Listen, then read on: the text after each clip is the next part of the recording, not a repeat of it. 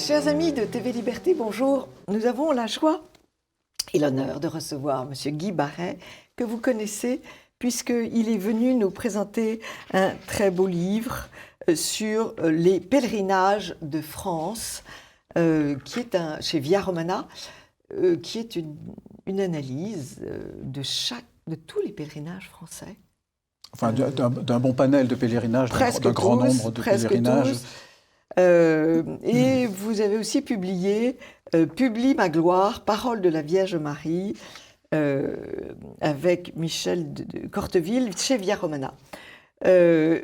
Pour ce qui est vous êtes responsable du site internet pèlerinagedefrance.fr.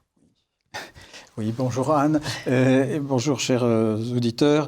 Oui, ce site Pèlerinage de France avait pour vocation de mieux faire connaître les pèlerinages, de faire connaître leur existence, et qui n'était pas toujours suffisamment mise en valeur, et donc de faire participer un certain nombre de personnes qui le souhaiteraient à pèleriner. Pèlerinages qui ont beaucoup souffert. Alors, pèlerinages qui ont beaucoup souffert avec cette histoire de Covid et ce confinement et toute cette mise à l'arrêt du pays, hein, finalement, pendant des mois et des mois. Et donc, les pèlerinages ont beaucoup souffert, et les petits, comme les grands, ont beaucoup souffert. Et donc, ça redémarre, mais lentement. Mais ça redémarre. Alors, vous êtes diplômé de Sciences Po, vous étiez magistrat, vous avez été inspecteur général dans l'administration. Qu'est-ce qui a fait que vous consacrez votre retraite à toutes ces études très passionnantes? Eh bien, chère Anne, je dirais que c'est ma propre conversion d'abord, hein.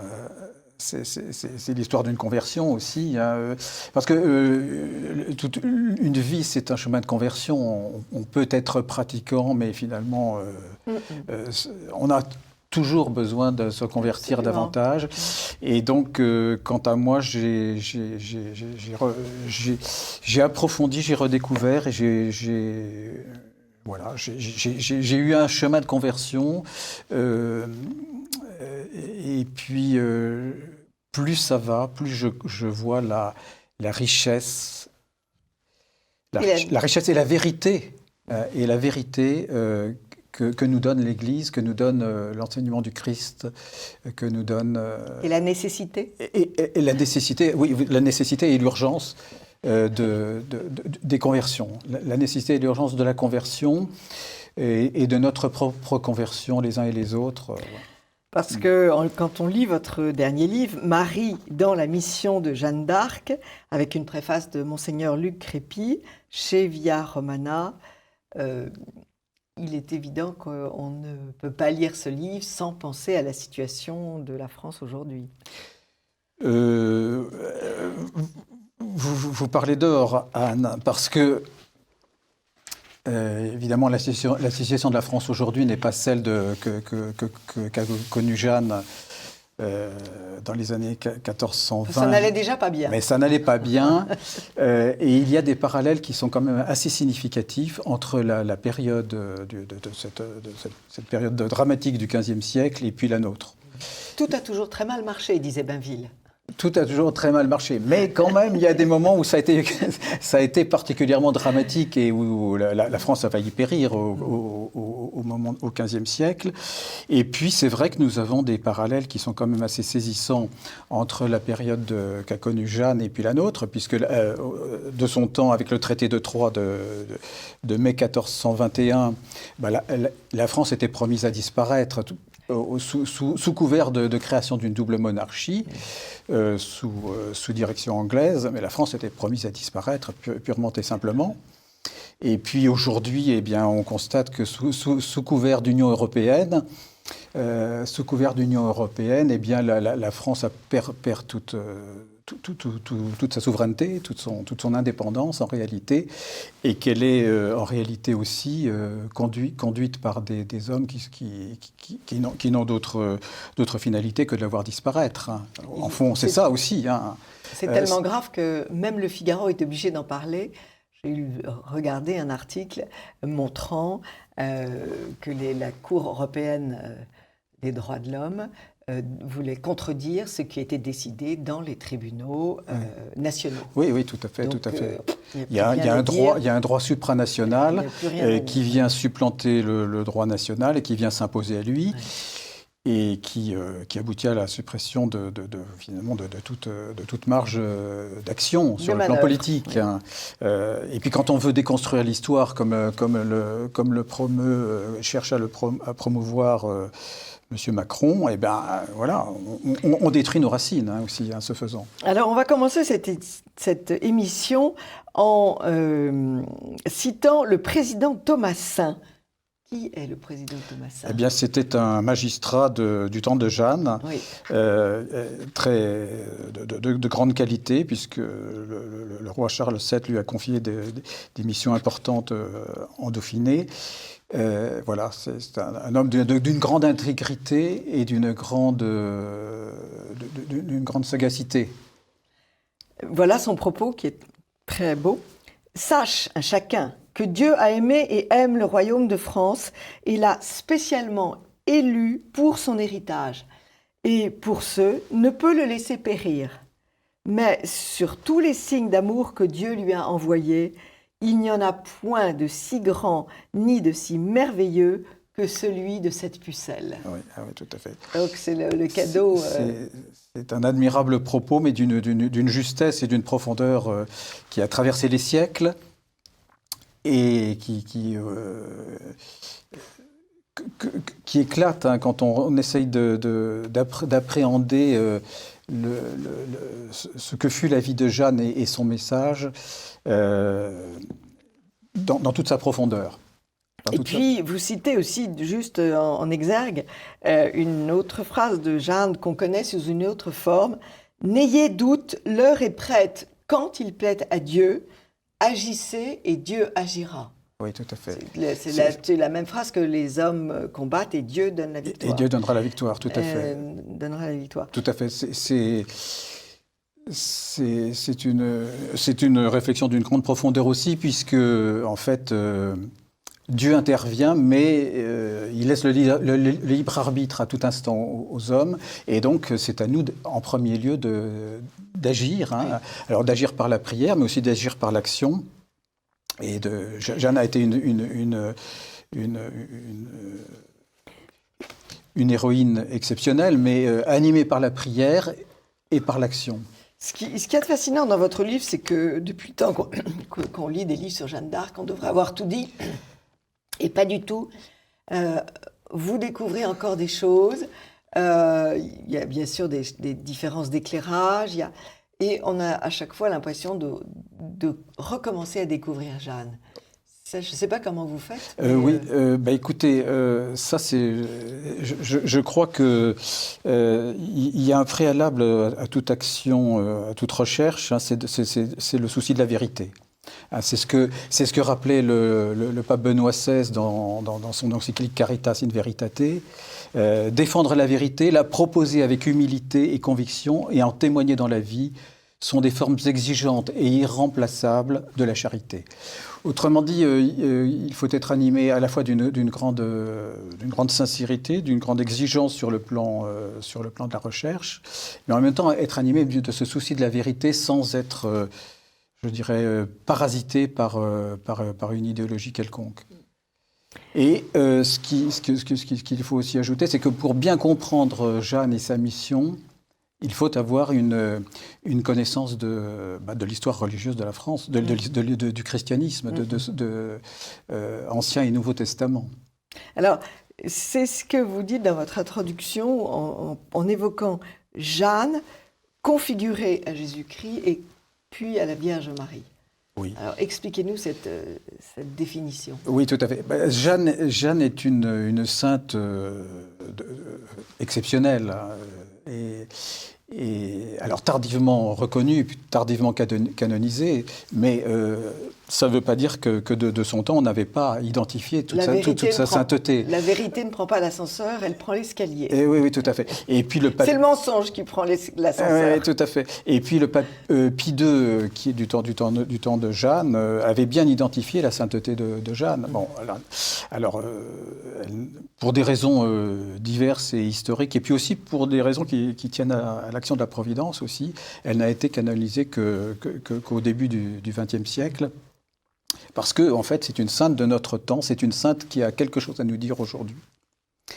Voilà. Alors, Jeanne configurée au Christ, Jeanne configurée à la Vierge Marie, c'est là toute sa dimension de sainteté exceptionnelle. Et donc, à la limite, on pourrait même faire un ouvrage complet sur ces deux thématiques-là. Jeanne configurée au Christ, cela se voit dans toute son action, et puis ça se voit aussi particulièrement au moment douloureux de son procès, ce procès devant un jury des ecclésiastiques, un jury d'ecclésiastiques, comme le Christ devant le Sanhédrin, eh bien, une même innocence confrontée à des juges partiaux. Voilà, Jeanne, de ce point de vue-là, est tout à fait configurée au Christ. Elle a vécu une passion qui, par bien des aspects, ressemble à celle du Christ. Jeanne configurée à la Vierge Marie, eh bien, cela transparaît de manière, disons, différente, mais à travers le oui qu'elle a dit à l'archange Saint Michel, oui. Puisque... c'est très joli ce parallèle.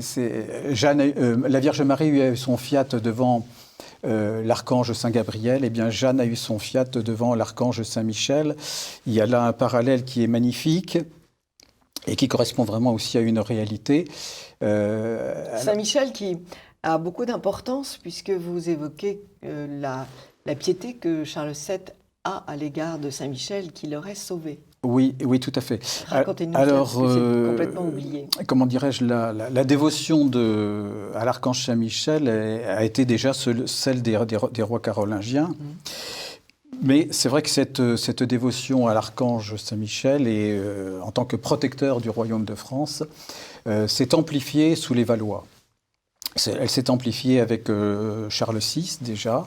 Et pourquoi, je reviens juste, je vous pose une question. Pourquoi est-ce que les Carolingiens ont vénéré Saint-Michel? À cause de l'épée? On était en pleine période de conquête. Est-ce que c'est l'épée de Saint-Michel? Qu'est-ce qui s'est passé? C'est comment dirais-je, là ça nous renvoie au début de la royauté française, au baptême du roi Clovis. Et puis au fait que les rois carolingiens puis les capétiens, les rois capétiens, se sont toujours vus comme les descendants, les héritiers spirituels de l'ancien Israël, du roi David. Voilà. Donc il y a une continuité et il y a même un passage, une transmission de relais entre les rois de l'Ancien Testament et les rois francs. Et donc, Saint Michel était le protecteur de l'ancien Israël. Il est passé protecteur de la royauté française. Il est passé protecteur de la royauté française. D'accord. Et on en trouve même une trace dans les évangiles, dans Saint Matthieu, où il est dit, le royaume de Dieu, enfin c'est le Christ qui parle, le royaume de Dieu vous sera enlevé, disait-il aux Juifs, le royaume de Dieu vous sera enlevé et il sera donné à une nation qui en produira les fruits. Ah oui, cette phrase, cette phrase, elle est d'une très grande importance. Il y a une transmission je dirais de la mission qui était impartie à l'ancien Israël à la France. Et donc Charles VII a Charles VII a une vénération pour... Alors Charles VII a une vénération très tôt, dès son adolescence, hein, pour l'archange Saint-Michel. Il fait déjà imprimer l'image de l'archange sur ses armes. Et puis, cette dévotion s'est accrue au fil du temps. Elle s'est accrue aussi à raison d'événements particuliers. Oui. C'est-à-dire de la protection dont il a bénéficié. Au Mont-Saint-Michel. Non, c'était... Alors, pas au Mont-Saint-Michel, mais à La Rochelle. À La Rochelle, oui. À La Rochelle. Donc, c'était le 11 octobre 1422. Le roi était venu à La Rochelle pour renforcer la place de La Rochelle, qui était le seul port maritime aux mains des Français, tout le reste étant passé du côté anglais. Oui. Et donc, il s'apprêtait à prendre la parole pour, au milieu de tout un aéropage de notabilité et de décideurs locaux. Et puis, se levant, le plancher s'est effondré. Toute l'assistance a disparu à ses yeux. On a entendu des hurlements, des râles, etc. Il y a eu des morts et des blessés. Et lui en a réchappé avec quelques égratignures. Et il a attribué à l'archange Saint-Michel la protection dont il a joui ce jour-là. Et dès lors, il a décidé quelques mois plus tard que tous les ans, le 11 octobre, serait dite une messe au Mont Saint-Michel pour la protection de sa couronne et du royaume de France. Pèlerinage qui a été réactivé. Messe qui a été dite jusqu'au temps de Louis XIV inclus, et qui a été réactivée le 11 octobre dernier, donc et que l'on espère pouvoir reproduire cette année, le 11 octobre, au Mont-Saint-Michel. Ça sera un lundi, hein, cette année, le 11 octobre. Alors, Saint-Michel, déjà Saint-Michel, mais revenons à la Vierge Marie, cette configuration à la Vierge Marie. Cette petite fille, cette petite Jeanne, dont vous décrivez très bien l'enfance, est déjà très recueillie, va dans cette clairière de Bermond que nous avons eu la chance de connaître. Oui, tout à fait. Grâce à l'inauguration de la statue de Boris le Jeune, que vous pouvez voir, chers amis de TV Liberté, sur l'écran. Statue qui va être... c'est une autre statue qui va être aussi installée sur une place de Saint-Pétersbourg. L'inauguration de cette statue sera le 17 septembre. Si on peut franchir les frontières, voilà. Oui, et tout renseignement à trouver auprès de l'Association des Amis de Jeanne d'Arc, qui est un site internet. Tout à fait. C'est une très belle œuvre, et donc qui rend témoignage à Jeanne, et donc qui montre aussi toute la dimension internationale de Jeanne, hein, toute l'aura qu'elle a de par le monde. Y compris en Russie. Où l'on a la fibre patriotique assez importante, ce qui change sur d'autres pays. Tout à fait. À l'Est, d'ailleurs, on a la fibre patriotique bien développée. Tout à fait. Et justement, d'ailleurs, un des points saillants de la mission de Jeanne et de son message, c'est de mettre l'accent sur la charité que l'on doit à l'égard de la nation. À l'heure actuelle, il y a un gros manque de la part de l'épiscopat, on peut le dire en général, c'est-à-dire qu'ils ne perçoivent plus comme le percevaient Alors je vais prendre, les anciens. Une fois n'est pas coutume, mais je vais prendre la défense des évêques. En réalité, les évêques individuellement, certains évêques, un certain nombre d'ailleurs, sont totalement persuadés de ce que vous dites et le conçoivent parfaitement. Mais ils sont prisonniers d'une structure qui s'appelle la conférence épiscopale. Conférence des évêques de France. La conférence des évêques de France, qui, elle, bloque la communication et ne décide de dire que ce qu'elle veut dire, qui soit bien dans l'air du temps. Oui. Donc on ne peut absolument pas dire les évêques Oui. en général, Oui, puisque tout à fait. il y en a qui sont extrêmement persuadés de ce que vous dites. Tout à fait. On a de très bons évêques. Mais ils sont empêchés de s'exprimer, et c'est de ça dont on crève. Absolument, vous avez tout à fait raison de préciser ce point. On a de très bons évêques, et ça, on ne va pas le dire. Je ne dirais pas le contraire. Loin de là. Mais globalement, le collectif joue à minima, si vous voulez. Lui déraille. Et puis ne perçoit pas que la charité s'exerce partout, à tous les niveaux, comme l'a montré Jeanne dans sa vie, mais qu'elle s'exerce aussi au niveau de la nation. Les nations ont été créées par Dieu, c'est dit dans le Deutéronome. Elle est évangéliser les nations. Elle est évangéliser toutes les nations. C'est le dernier message du Christ, hein, c'est un testament.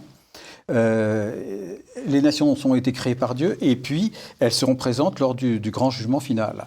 Donc ça veut dire que les nations ont une place dans le plan de Dieu et que, je dirais, en faire abstraction n'est pas une chose juste. Et Jeanne aime les Anglais chez eux. Jeanne aime les Anglais chez eux parce que, au fond, le fait que les Anglais soient chez eux, c'est un facteur de paix. En réalité, cette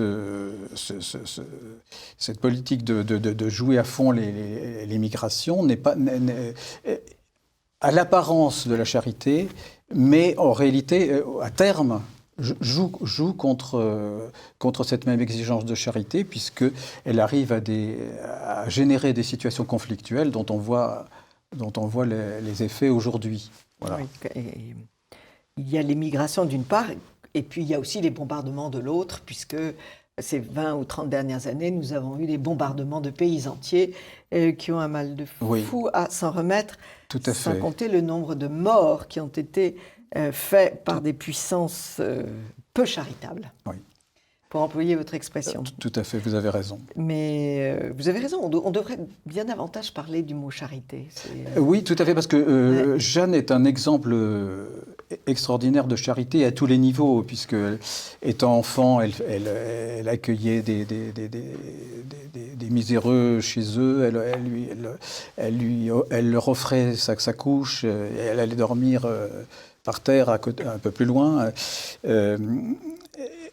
Sur les champs de bataille, sa charité est manifeste aussi. Elle va consoler les blessés, elle va accompagner les mourants, y compris du camp anglais. Vous voyez, donc sa charité est omniprésente et à tous les niveaux.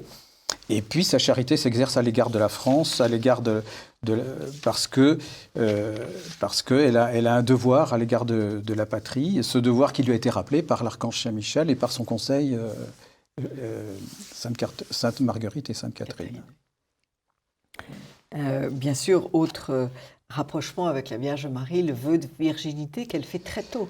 Alors le vœu de virginité qu'elle fait dès les premières apparitions de l'archange Saint-Michel, elle voue sa vie à Dieu. La première fois que j'ouïs ma voix, je vouais ma virginité, tout ce qu'il plairait à Dieu. Voilà, tout à fait. Alors là, c'est aussi en lien avec la Vierge Marie qui est... Sûr. Et c'est elle-même qui se nomme la pucelle. C'est elle-même qui se nomme la pucelle. C'est pourquoi il est bon de reprendre cette expression qui était celle de Jeanne elle-même. Ouais. Et vous parlez beaucoup de sa famille était tertiaire de Saint François. Alors, sa famille était probablement tertiaire de Saint François, ainsi qu'elle-même. Il y a eu un livre qui est sorti. Il y a eu un très beau livre qui est sorti à ce sujet, et qui a été éclairant. Ouais. Tout à fait. Donc ça c'est un point important aussi. Et alors, qu'est-ce que c'était que ces tertiaires de Saint François ? Eh bien, c'était une dévotion particulière, précisément à la Vierge Marie et à Jésus. Donc, il y avait toute une dimension de cet ordre-là. Avec des obligations quotidiennes. Oui, tout à fait. Et puis, finalement, qu'on retrouve aussi sur son étendard, avec Jésus-Marie. Oui. Sur son étendard. Et puis, en fait, son labarum... Constantin avait son labarum au nom du Christ, hein, avec le chrisme, les deux premières lettres du Christ en grec. Et bien Jeanne, c'était Jésus-Marie, une double dévotion qui s'est déployée ensuite avec Saint Jean-Eudes et les deux cœurs unis, et que l'on retrouve avec l'apparition de la Vierge Marie à la rue du Bac, et la médaille qu'elle demande que l'on fasse graver avec les deux cœurs de Jésus et de Marie réunis sur cette médaille. Donc voilà, il y a toute une, comment je dirais, toute une filiation spirituelle à partir de Jeanne et de cette dévotion, cette double dévotion à Jésus et Marie, cette double dévotion aux deux cœurs unis, et que l'on retrouve aussi à un moment tragique de l'histoire de France, c'est-à-dire au moment de la Révolution française, lorsque Madame Élisabeth, sœur du roi de France, qui a sacrifié sa vie pour protéger et accompagner dans ces temps de douleur la famille royale, Madame Élisabeth offrit à la cathédrale de Chartres un double cœur votif de Jésus et de Marie, avec ce message qui est un testament absolument pathétique pour la conservation de la religion en France. Pour la conservation de la religion en France.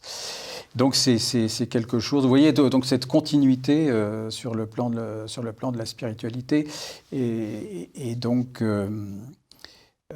là ce geste de Madame Élisabeth en 1790, alors que la famille royale était déjà captive aux Tuileries, et qu'elle n'avait pas du tout de marge de manœuvre, eh bien c'est un geste d'une grande portée. Et d'une prévoyance, parce qu'elle sent bien que la religion chrétienne est en danger dans notre pays. Tout à fait. Et en même temps, c'est encore un message qui nous est transmis à nous, de défendre la religion, la vraie religion. Voilà. Vous faites tout un chapitre sur Jeanne prophète. Vous pouvez développer cela. Alors, Jeanne prophète, oui, parce qu'on a recensé Monseigneur Le Tourneau dans son dictionnaire encyclopédique de Jeanne d'Arc, l'a fait très bien. Toutes les prophéties de Jeanne qui se sont réalisées, alors d'autres sont peut-être encore à venir, mais il y a plus de 60 prophéties de Jeanne qui ont été recensées, donc c'est tout à fait considérable. Et donc, oui, Jeanne est manifestement prophète.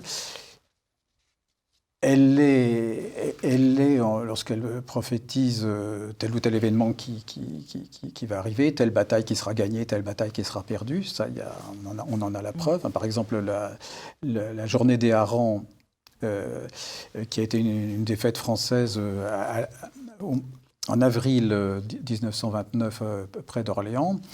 Elle l'avait prophétisé auprès du sire de Baudricourt. Elle avait prophétisé la victoire de Patay, etc., etc. Donc beaucoup d'événements ponctuels, mais aussi à des niveaux plus larges. Jeanne est prophète lorsqu'elle va conduire le roi Charles VII se faire sacrer à Reims. Là, parce que là, ça touche à des niveaux qui sont, je dirais, d'un ordre plus large et plus pérenne. Oui, cette action, cette reconnaissance à Chinon, Oui, tout à fait.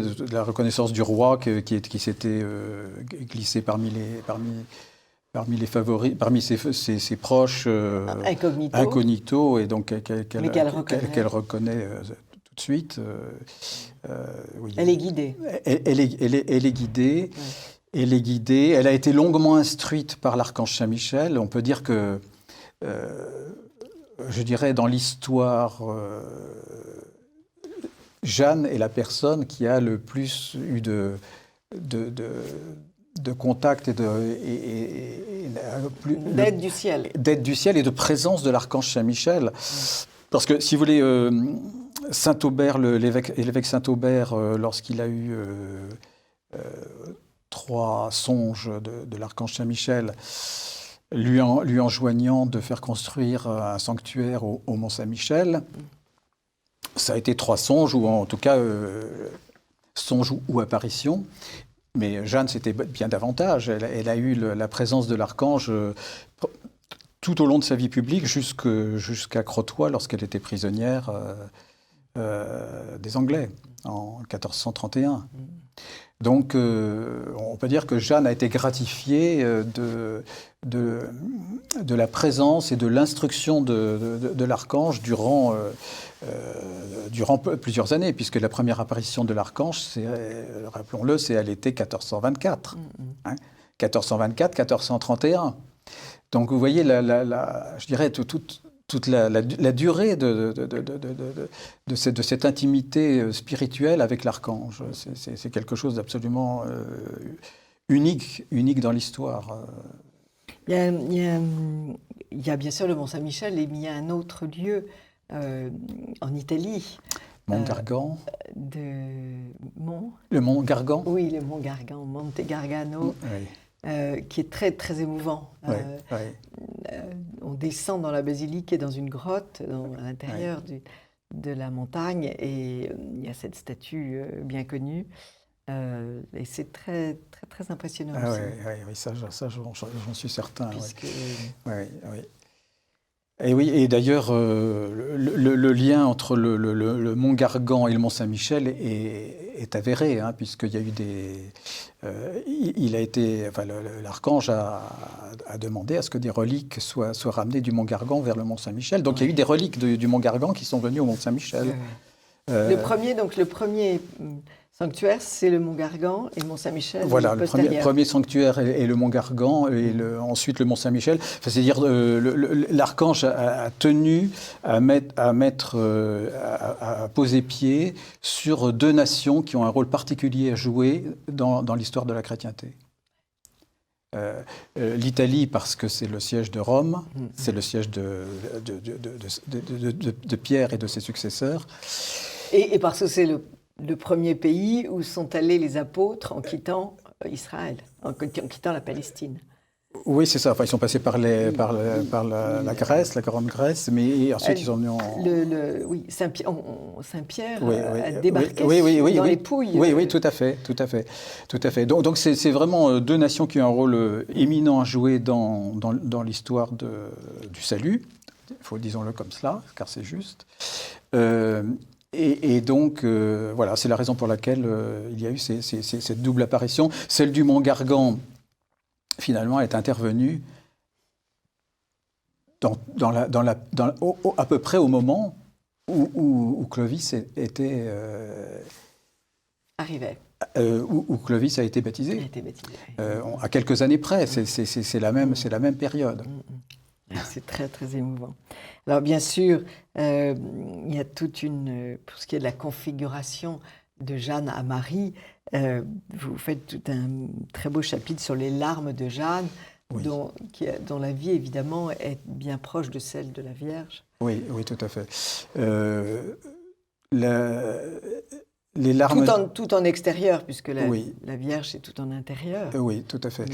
Il est certain que Jeanne, comme la Vierge Marie, ont eu leur chemin de croix. La Vierge Marie a accompagné Jésus tout au long de son parcours terrestre, jusqu'au pied de la croix. C'est en ce sens qu'on peut dire qu'elle est co-rédemptrice. Elle a accompagné le Christ dans tout son parcours jusqu'au dernier moment. Et Jeanne, évidemment, n'a pas le même parcours, mais elle a eu son chemin de croix aussi, évidemment. Bien sûr, oui. Et ces larmes viennent aussi du fait que, et principalement d'ailleurs, du fait que les hommes ont tardé à écouter ce qu'elle transmettait du message du ciel. Donc avant que le sire de Baudricourt n'accepte sa mission et ne l'envoie vers Charles VII, il y a eu plusieurs tentatives. Ça a été la troisième qui a été la bonne, mais donc il y a eu tout un moment d'attente, pénible, parce que la France souffrait pendant ce temps-là. Donc Jeanne était impatiente. Elle voyait la France dans des situations dramatiques et elle était soucieuse que les choses se fassent rapidement. Et donc, elle a souffert de cette attente.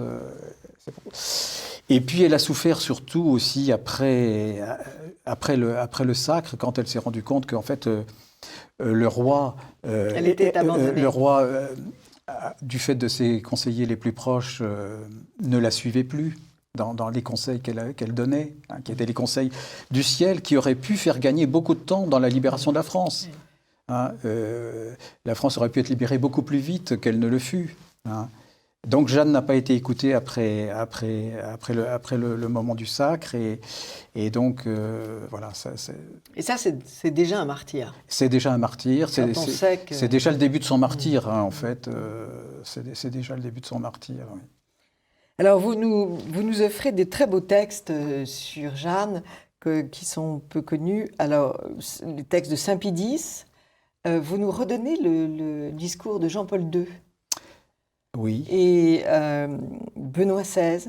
Oui. Et puis un très beau texte de Don Gérard. Oui, un très beau texte de Don Gérard, oui, tout à fait. En 1985, sur Jeanne, sa mission, la place de la chrétienté, la place qu'elle a perdue, la place qu'elle devrait retrouver, et qu'elle devrait retrouver dans nos cœurs d'abord, puisqu'il s'agit de mettre le Christ roi de nos cœurs, déjà, et puis essayer d'œuvrer pour que cette situation que nous connaissons, qui est une situation d'apostasie généralisée, quasi généralisée, avec toutes les conséquences négatives qui s'y attachent, les mauvaises lois qui sont votées les unes après les autres, et puis le délitement de la France, on peut dire même ça... sa dégringolade complète. Le texte est très bon de Don Gérard. La chrétienté, pour nous, c'est la France du XIIe siècle, couverte d'un blanc manteau de monastère, où Cluny et Cîteaux rivalisaient en sainteté, où des milliers de mains jointes consacrées à la prière intercédaient nuit et jour pour les cités temporelles. C'est la France du XIIIe, gouvernée par un saint roi, fils de Blanche de Castille, qui invitait à sa table saint Thomas d'Aquin, tandis que les fils de saint Dominique et de saint François s'élançaient sur les routes et dans les cités, prêchant l'évangile du royaume. Et il continue, la chrétienté en Espagne, c'est saint Ferdinand, le roi...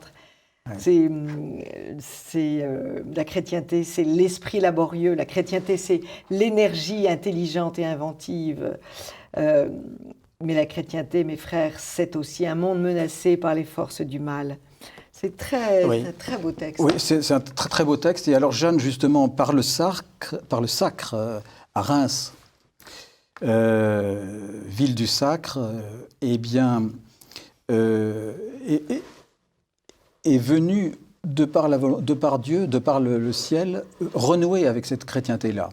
Parce qu'elle était menacée. Elle était menacée par notamment, on peut dire, une vision matérialiste des choses qui conduisait avec les légistes déjà qui ont développé leur action à partir de Philippe le Bel, et bien finalement à considérer que le roi était roi uniquement de par l'hérédité et le système de primogéniture mâle, agnatique, mais comment dirais-je, sans se rendre compte que le sacre avait une valeur intrinsèque majeure. Le sacre, c'est, rappelons-le, 3 moments essentiels: les serments, les onctions et le couronnement. Et au cœur de la cérémonie du sacre, de l'ordo du sacre, il y a les onctions. Les 9 onctions donc, qui sont conférées par l'archevêque de Reims au roi. Ce qui relativise la notion de dynastie. Oui, voilà, parce que ce qui fait le roi, c'est l'onction. Oui. C'est l'onction, et là on retrouve l'Ancien Testament et le roi David, lorsque Saül est allé oindre le jeune David, qui était le dernier, le petit dernier, le petit dernier de Jessé. Eh bien, c'est l'onction qui fait le roi. C'est l'onction qui fait le roi parce que eh bien, l'onction a une valeur intrinsèque de comment dirais-je, de vous donner la force de Dieu. Et c'est tellement vrai que c'est dit dans l'Ancien Testament, d'une part, et puis qu'on en voit les effets, parce que une fois le roi oint est couronné, eh bien, c'est seulement à ce moment-là qu'il peut aller toucher les écrouelles, hein, comme cela se faisait, et guérir. Donc il y avait une faculté de guérison qui était donnée. Bien sûr, oui. Donc il y avait des effets très tangibles et très concrets. Et cette cérémonie du toucher des écrouelles a perduré. Hein. A perduré. Et si elle a perduré, c'est parce qu'il y avait des guérisons. Et donc Charles VII a guéri après son sacre à Reims le 17 juillet 1429. Il a guéri des écrouelles. Il y a des témoignages, justement, de Matthieu Thomasin, que vous citiez tout à l'heure. C'est bien ce que je dis. En vous lisant, on apprend toujours on apprend sur Jeanne d'Arc, sur son époque, sur Charles VII. C'est une source infinie d'informations. Merci beaucoup, Guy Barret. Je rappelle le titre de votre livre, Marie dans la mission de Jeanne d'Arc, chez Via Romana, avec une préface de Monseigneur Luc Crépy. Oui, tout à fait, qui était, lorsque je l'ai rencontré, évêque du Puy-en-Velay, qui est maintenant évêque de Versailles. Et j'ai une toute petite déclaration à faire. Chers amis, j'ai entrepris, c'était un vieux projet que je caressais depuis très longtemps, et j'en ai eu marre de le caresser, donc je suis passée à exécution. Un vieux projet qui est de lire des petites biographies de saints. J'ai une amie que vous connaissez bien, puisque je l'ai souvent invitée, qui s'appelle Morissette Vialandru, qui a donné aux éditions Saint-Jude 130 déjà petites biographies des saints et saintes de France, principalement, entre 15 et 20 pages. Alors, quand c'est Jeanne d'Arc, c'est un peu plus important, Sainte-Anne aussi, mais ce sont des petites vies remarquablement illustrées par une femme qui s'appelle Roselyne Le Sueur, et qui sont aussi bien pour les enfants que pour les adultes. On ne s'ennuie pas une seule seconde et on découvre mille et une choses, puisque on ne connaît pas le 10e des saints de France. Tout à fait. C'est vraiment la chair de notre pays dans ces vies de saints. Oui. Et vous le savez, j'ai enregistré souvent des grands textes. J'ai enregistré La petite histoire de France de Bainville, j'ai enregistré des contes de La Varande, Les 7 couleurs de Brasiliac, j'ai enregistré des contes d'Andersen. J'ai aussi enregistré, ça c'est chez Rejoice, j'ai enregistré aussi avec des élèves un cahier de poésie que j'aime beaucoup, parce que ce sont les élèves, les enfants qui disent les poèmes, qui sont plus tout à fait à la mode aujourd'hui. Et là, je lance, alors sur mon blog et sur une chaîne nouvelle qui s'appelle Sound Music, mais en tout cas, on le trouvera sur mon blog, annebrassier.fr. Je commence à publier 1 ou 2 vies de saints par mois. Donc, avec tous les moyens modernes, il n'y a plus qu'à appuyer sur un petit bouton. Et vous pouvez vous abonner à ces petites vies de saints. C'est aux éditions Saint-Jude. Le coût je crois que le coût à l'année est de 30 €. Et vous pouvez bien sûr acheter aussi ces petites vies, ce qui fait que l'enfant peut ouvrir le livre et en même temps écouter le récit de la vie. Voilà. Très bien. Pour un été actif. Ah oui, c'est tout à fait très, très intéressant. Merci Guy Barret. Chers amis de TV Liberté, à très vite.